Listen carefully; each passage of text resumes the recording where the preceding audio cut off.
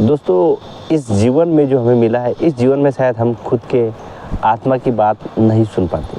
तो दोस्तों इसी के साथ सभी को मेरा जय हिंद। दोस्तों आज मैं आपके लिए बहुत ही प्यारी और ज़बरदस्त स्टोरी लेकर आया हूँ। ये स्टोरी शायद आपके मन के जो हमारा मन है, आत्मा है, इसकी बात आप शायद सुन सको।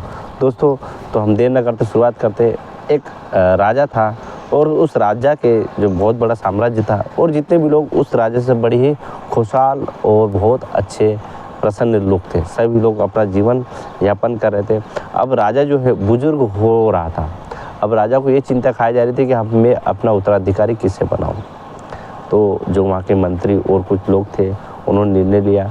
तब राजा वृद्ध हुआ तो राजा ने अपने बड़े बेटे को अपनी सीट पर उसको उत्तराधिकारी राज तिलक उसका कर दिया।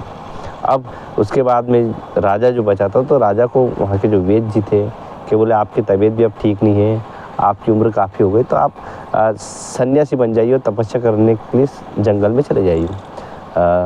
अब राजा ने ठीक है बोले कि मैं जाता हूँ जंगल। तो राजा की जो 4 पत्नियाँ थी, उसकी 4 रानियाँ थी। तो राजा ने सोचा कि यार जो चौथे नंबर की रानी है मैं उसके साथ जाऊँ, क्योंकि वो उससे बहुत प्यार करता था। चौथे नंबर की रानी के पास गया तो चौथे नंबर की रानी को कहा कि रानी अपन चलते सन्यासी की तरह जंगल में रहेंगे आराम से। तो रानी बोलती है चौथे नंबर रानी, अरे कैसी बात कर रहे हो यार, नहीं मैं नहीं चल जाती, आप जाओ आपको जाना हो तो। भैया जब उसको चौथी रानी ने उसको मना कर दिया तो मायूस हो गया। फिर सोचा कि तीसरे नंबर की रानी के पास चलते। तीसरे नंबर की रानी के पास पहुंचा तो रानी साहिबा आप मेरे साथ जंगल में चलोगे? नहीं नहीं बोले, मेरा तो अभी पूरा जीवन पड़ा है, मैं नहीं जाऊंगी, आपको जाना जाइए, आपको जहाँ जाना जाइए, मुझे नहीं जाना। बोले और मैं दूसरी शादी कर लूँ। ऐसी बात सुनी तो राजा पूरी तरीके से मायूस हो गया। यार बोले कैसी बात कर रही है ना, मैंने तो इससे बहुत प्रेम किया और इसने ऐसा किया। तो राजा फिर दूसरी रानी के पास गया और जो दूसरी रानी थी बहुत बुद्धिमान और ज्ञानी थी। वो जो राज्य में बड़े बड़े निर्णय लेने थे उस रानी की सहायता से लिए जाते थे, है ना, वो मदद करती थी। तो उसके पास गया, राजा ने बोला, तो राजा ने बोला कि आप चलोगे? तो उसने जवाब दिया रानी ने कि राजा साहब आप बिल्कुल जाइए, है ना, बिल्कुल तपस्या कीजिए, आराम से रहिए वहाँ पर, और आपकी जो सुविधा है सारी सुविधा मैं कर दूँगा, और आपका अंतिम संस्कार जब फनरेल आपका किया जाएगा तो उसकी भी सारी मैं व्यवस्था कर दूँगा। अब राजा पूरी तरीके से टूट गया था, मायूस हो गया था, क्योंकि उसको तीनों रानी ने मना कर दिया था।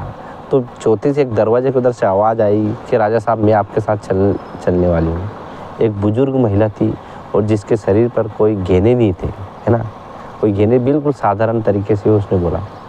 तो राजा को ने जब देखा तो राजा की आंखों में से आंसू आने लगे, क्योंकि जो बुजुर्ग महिला थी वो उसकी पहली रानी थी, जिसने अपनी पहली रानी का कोई ख्याल नहीं रखा। राजा ने उसको गले लगाया और दोनों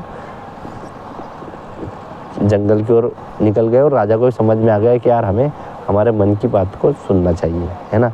अब मैंने इसकी कदर नहीं करी क्योंकि तो निःशुल्क थी ना, फ्री थी। बाद में उसे समझ में आ गया और दोनों जंगल में निकल गए। दोस्तों ये कहानी एक राजा और रानी की नहीं, ये कहानी हमारे जीवन की है। हमारा जीवन में भी 4 चीज़ें हैं, है ना, 4 चीज़ें दोस्तों। जो चौथे नंबर की राजा की रानी थी वो थी हमारा जो शरीर। हमारे शरीर को हम अच्छा रखने के लिए कोई तेल पाउडर सब कुछ करने के लिए इसको बहुत प्रयास करते हैं, लेकिन अंतिम समय में हमारा शरीर भी हमारे साथ नहीं बचेगा, ये भी हमारा चला जाएगा। तीसरे नंबर की जो रानी थी वो है धन दौलत मोह माया मोबाइल लैपटॉप, ये सारी चीज़ें जो तीसरे नंबर की ये है जो कभी भी हमारे साथ नहीं जाने वाली। हमारे मरने के बाद हमारा दूसरा उत्तराधिकारी हमारे धन दौलत मकान पर दूसरा व्यक्ति हमारे घर का सदस्य आ जाएगा और हम तो चले जाएंगे ऊपर। और दूसरी रानी थी, दूसरी रानी का उद्देश्य रहता है कि जब हम मर जाएंगे, जब हमारी मृत्यु हो जाएगी, जब हमारा अंतिम संस्कार मतलब फनरेल होगा, तब जब हमारे उस अंतिम संस्कार होगा तो उस समय हमारा परिवार हमारे साथ होगा, लेकिन वो आपके साथ जा नहीं सकता, मर नहीं सकता, है ना। तो ये हमारी दूसरी रानी है।